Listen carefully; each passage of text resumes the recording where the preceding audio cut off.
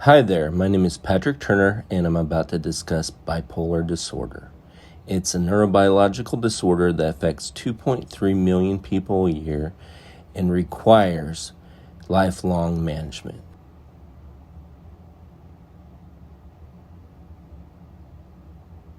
What is bipolar disorder? Well, it's a serious mental health disorder that is characterized by symptoms of highs, manic episodes, and lows, episodes of depression, which can cause delusions, hallucinations, restlessness, insomnia, etc. during the manic episodes.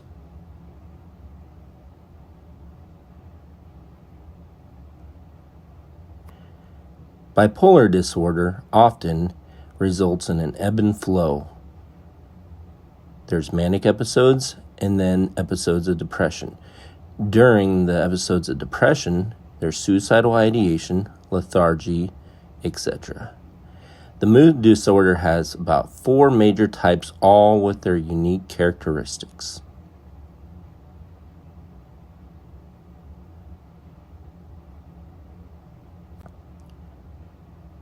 The etiology of bipolar disorder. The cause of bipolar disorder is not exactly known beyond a mixture of external environmental factors, hereditarily passed down genetics, drug use and or physical trauma that alters brain chemistry, and also learned behaviors have been noticed as plausible causes.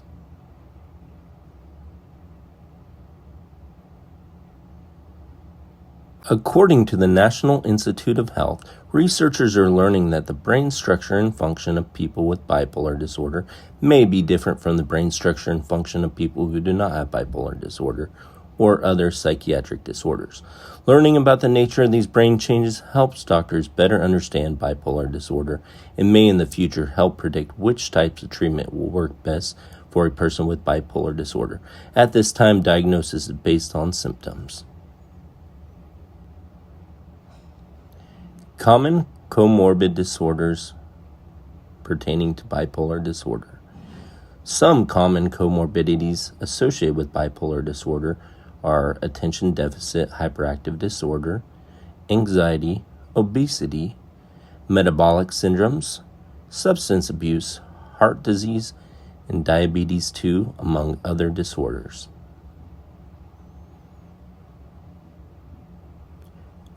One of the biggest issues that comes with diagnosing bipolar disorder often is due to the signs of all these other comorbidities.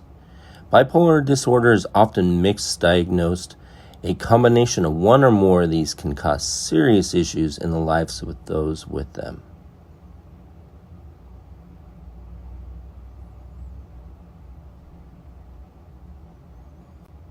Effective treatment modalities for bipolar disorder. According to the Mayo Clinic website, the primary treatments for bipolar disorder include medications and psychological counseling, psychotherapy, to control symptoms, and also may include educational and support groups. Of the effective treatment modalities, some of the therapies that work best are interpersonal social rhythm therapy, cognitive behavioral therapy, psychoeducational therapy, family group therapy, and substance abuse treatment.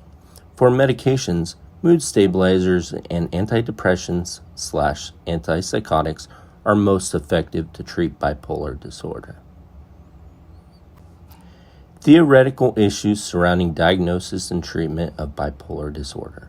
According to Psychiatry Online, bipolar disorder is a common and disabling psychiatric disorder with often complex presentations, and it overlaps with other more common conditions, such as other mood and anxiety disorders, PTSD, MDD, and ADHD, substance abuse disorders, and personality disorders.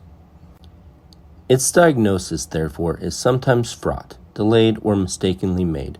Bipolar disorder typically arises in late adolescence, and its symptoms and demand for treatment manifest during early adulthood.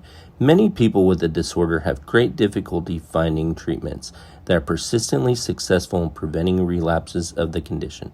and from longitudinal studies of subjects treated for the disorder, high proportions of patients remain symptomatic. Those with bipolar disorder, manic episode, in their own words.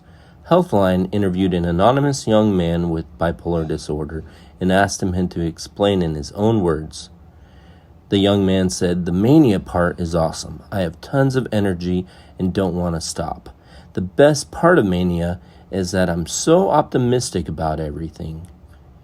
You could crash a car through my house and I'd reply, 'What a great time to build something new.' I'm most creative during this process, so I'm doing as much as possible to capitalize on it. Artistic or constructive, I'm up for anything." During these times, the patients are very restless. They suffer insomnia, constantly want to stay busy, and are just full of ideas that just do not stop.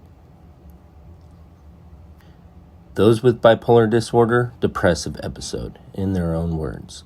The young man continues, "When I'm depressed, I want to be left alone. It's not that I want to be by myself. I want everyone to disappear. I don't want to go anywhere, see anyone, or do anything. It's like no matter what I do, people are telling me I'm doing something wrong. So the easiest way to feel better is to hide." Seeing all those people carrying on, living their happy little lives is an annoying reminder of my bipolar disorder and how I'll never have the kind of stability. What's worse is hearing all the people I entertain while in my mania talk about how quiet I am and that I'm not entertaining. Do they try to cheer me up or do something to make me laugh? No, they just want their clown back, and it's annoying. Reflection and understanding of bipolar disorder. My personal reflection of bipolar disorder is that it is a rather complex mental health disorder that creates an ebb and flow from manic and depressive states that can be difficult to treat.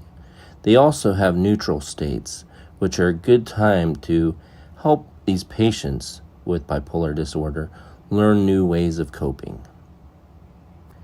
Bipolar also affects people differently and cannot always be properly diagnosed. Though the highs and lows are rather universal, some cope with them better than others. Bipolar disorder can cause delusions and even hallucinations, and inhibits the ability to discern risky decisions.